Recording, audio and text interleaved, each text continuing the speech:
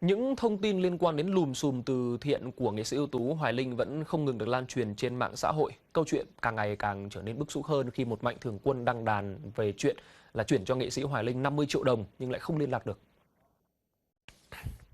Được biết, mạnh thường quân này đang sinh sống tại An Giang đã công khai sao kê số tiền 50 triệu đồng gửi vào tài khoản của nghệ sĩ Hoài Linh vào tháng 10 năm 2020, mục đích là cứu trợ miền Trung.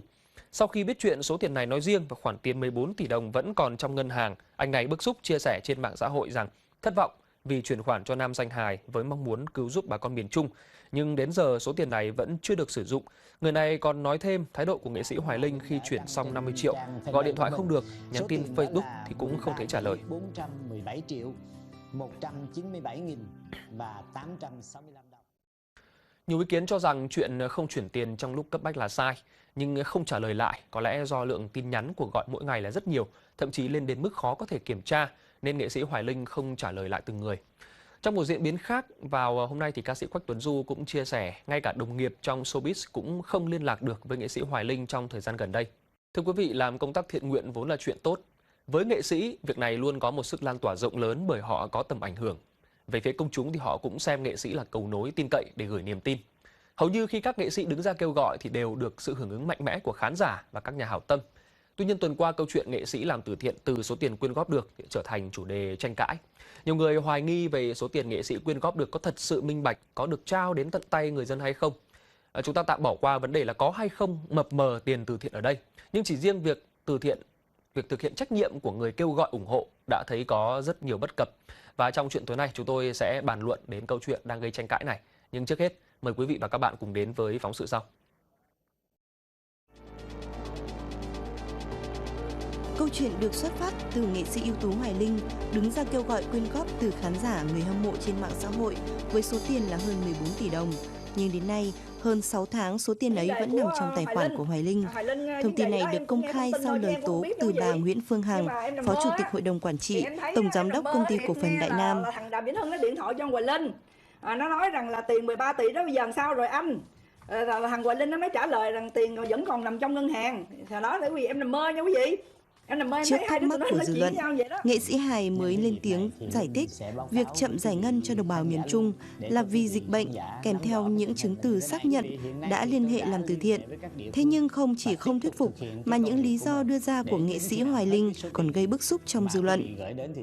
Với cái trách nhiệm mà một người đứng ra để đại diện, để trao cái tấm lòng của mọi người đến với cả đồng bào thì tôi nghĩ là nghệ sĩ Hoài Linh có trách nhiệm phải thông báo trước cho mọi người nếu mà có xảy ra cái sự chậm trễ. Và những cái tấm lòng này nó nên đến đúng lúc khi mà đồng bào cần. Còn vào cái thời điểm mà đã qua 6 tháng rồi mà số tiền này vẫn chưa đến với tay đồng bào thì tôi nghĩ là nghệ sĩ Hoài Linh nên xem xét lại cái chuyện này. Chung là bây giờ là Hoài Linh là dù có đưa ra lý do gì để biện minh cho cái sự việc của mình ấy thì tôi nghĩ là cũng không thể nào thuyết phục được khán giả và mọi người dân cả. Thì bây giờ là tôi nghĩ là Hoài Linh phải thẳng thắn đứng ra nhận trách nhiệm và số tiền 14 tỷ của Hoài Linh đấy thì phải giải quyết triệt để và nhanh chóng. Vì nói thật là Hoài Linh vẫn còn sự nghiệp nữa thì làm sao để giữ được cái hình tượng đấy trong lòng khán giả nữa.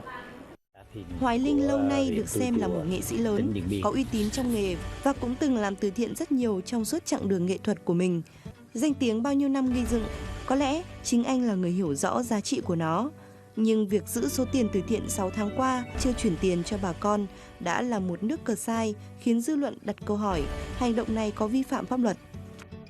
Trong trường hợp này thì cần xem xét giữa bên được ủy quyền và bên nhận ủy quyền có văn bản thỏa thuận về thời hạn giao tiền hay không. Trong trường hợp mà vượt quá thời hạn thì đương nhiên là vi phạm luật pháp. Kể cả trong trường hợp không có thì đã có quyền khởi kiện cái người này để yêu cầu bồi thường và thậm chí xem xét nếu như trong trường hợp cái người nhận tiền từ cái đồng tiền tấm lòng hảo tâm này mà sử dụng vào sai mục đích tư lợi cá nhân thì có thể xem xét để xử lý hình sự.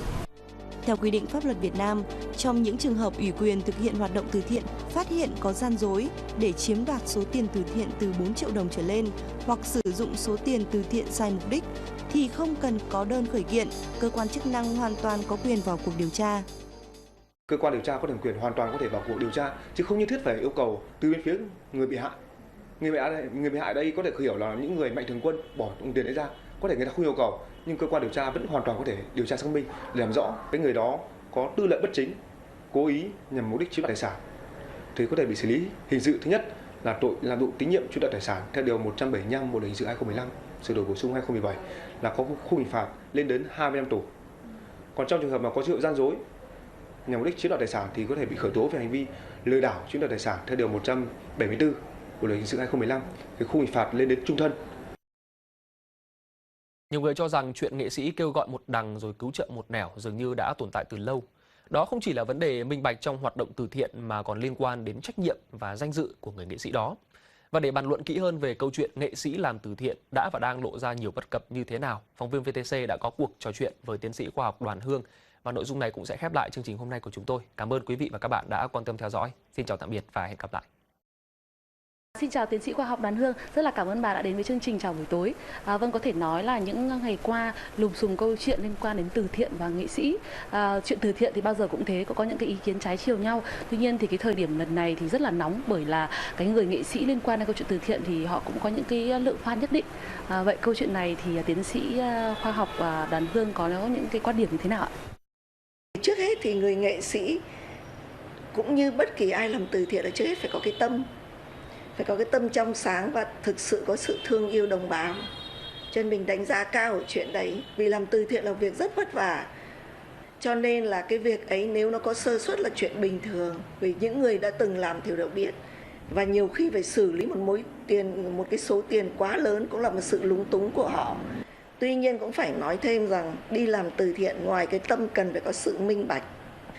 Cá nhân nghệ sĩ nào đó nếu họ đã hứa hẹn là họ đi, nhưng vì gia đình và bản thân họ xảy ra những chuyện đột xuất thì mình cũng nên thông cảm.